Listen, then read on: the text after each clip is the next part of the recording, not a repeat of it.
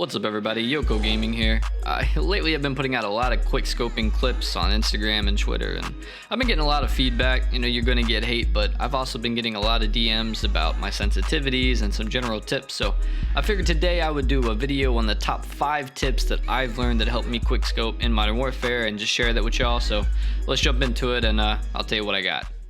Okay, so we're gonna do 5 tips like I said. I'm gonna do the first 2 tips are gonna have to do with the mechanics and handling of the gun itself, and the last 3 are going to be more about general tips and tricks, but things that maybe you think about subconsciously but you need to start thinking about as you're playing the game instead of just being reaction. And I may even throw another tip just at the end, so don't be afraid to watch to the end. Leave a like and subscribe if you want to see more videos.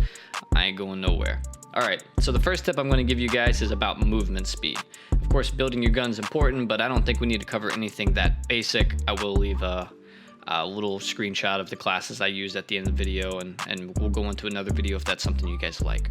But the first tip is movement speed. Now, what I'm going to teach you guys is to learn how to use the controller or your WASD, as I play on keyboard, mouse, and controller. So there's no, for quick scoping itself, you can use whichever one you want. I'd say for movement speed, personally, I like using the controller.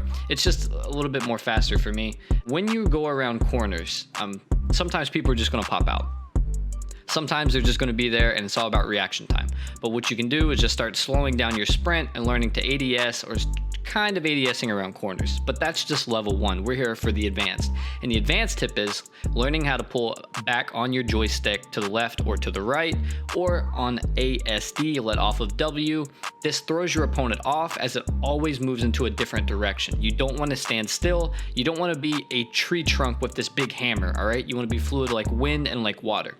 If you can slide and start quick scoping, that's excellent.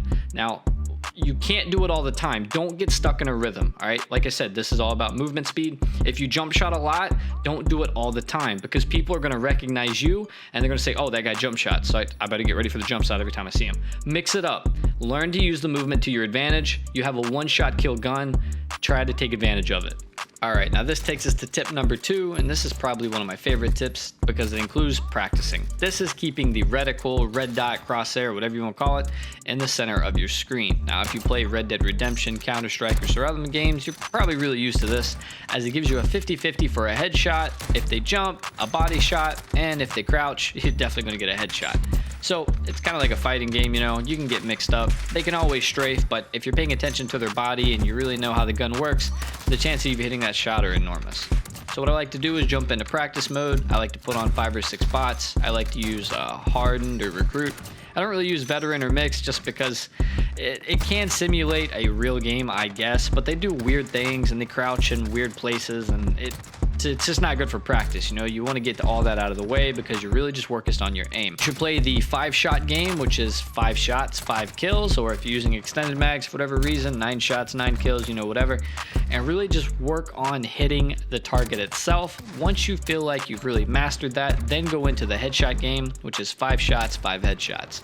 Everyone likes to see those in the YouTube videos, and of course everyone likes to see them, you know, regardless, they love doing them, so that should be what your goal is. It's a great way to warm up if you just hop on, you know, try out a new gun, maybe you want to try out a new loadout for it, you know. To me, I love it. It's a great way to practice, and you can just do this for hours and hours. So that's my tip number 2. All right, tip number 3, if you made it this far, guys, thank you. I appreciate it, man. It helps me get the watch time and helps get these videos out to other people. Hopefully they help them, you know. Tip number 3 is going to be yourself. And that sounds stupid, it sounds cliche, but the truth of the matter is, people are going to be mad, especially when you quick scope them. And they're going to give every excuse that you suck. Let's face it, Call of Duty can be toxic.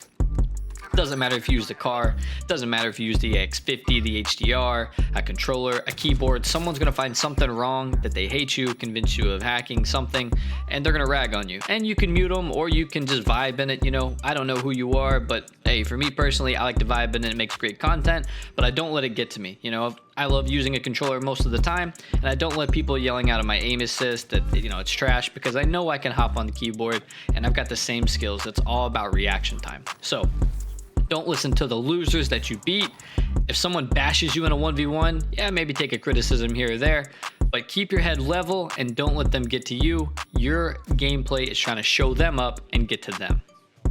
Alright, tip number 4 is gameplay related. Now with the new Call of Duties, customization has come to every single aspect of the game, and that's including your character that they're calling operators. Now, I have mixed feelings about this because I'm an old head, so Call of Duty 4, we had the Marine skin and then we had the Op 4 skin. So if you played Hardcore, for example, it was really easy to tell who was a teammate and who wasn't. But I kind of wish they had that, sure, but at the same time, I don't, because we're actually getting a lot more information with people having their own individual operators. Now, if you see a guy in a red ghillie suit who always drops shots, now when you see that, you know to aim down. Oh, this guy who's playing Mara likes to jump shot. Oh, so I definitely need to start aiming up. Use this information. You want to learn your opponent. You know, before you had to really look at the name and then kind of look at the gun they're doing, but now you can look at the operator itself and you already have an idea of how that person plays. Do they like to flank a lot? Do they like to camp? Do they like to crouch shot, drop shot, jump shot? And you're going to use that to your advantage. It's another level of complexity that you want to just keep thinking about and keep it in your head. You know, learn to start cognitively, consciously thinking about what you're doing and who you're playing against, and this will help you out in the future, I promise. Alright, and you've made it to tip number 5. This one's pretty unanimous among other videos, I think, and that is map awareness. Now, to me, if you can't aim and you can't shoot, it doesn't matter if you know where people spawn at, but it is important to figure out where they spawn. For me, my tips is use a single game mode that you fall in love with. Now, search and destroy, I know that's a big one for quickscopers. For me personally, I love using hardpoint.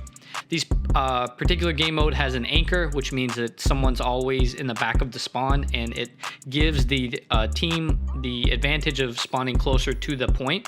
So unless you remove them and then the others that are likely to spawn with them, you're not going to flip the spawn. It does happen occasionally if you get a bunch of your teammates there, but if you're able to break free and kill 1 or 2 and then run back there, the chance of you getting a quad or a multi are just significantly higher, as they're all going to spawn in that one concentrated spot. They'll even spawn while you're there. Shoot House is a great example of this. I mean, the shipment's pretty crazy, but even then you can spawn behind you. But I like to use closer maps. There are some maps like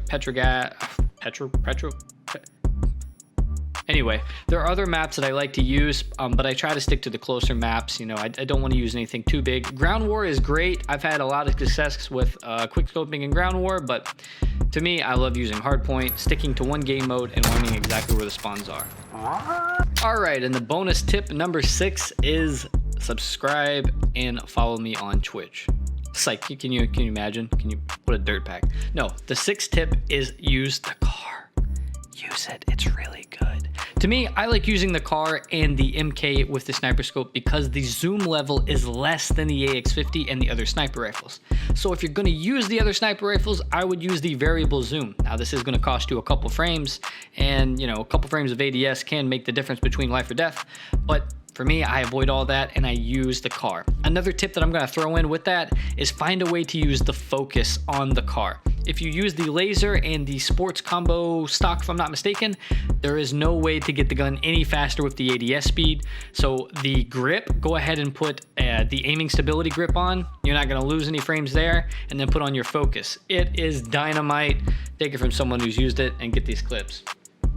Alright guys, I love y'all if you've made it to the end of the video. I'd love to see you on the next one.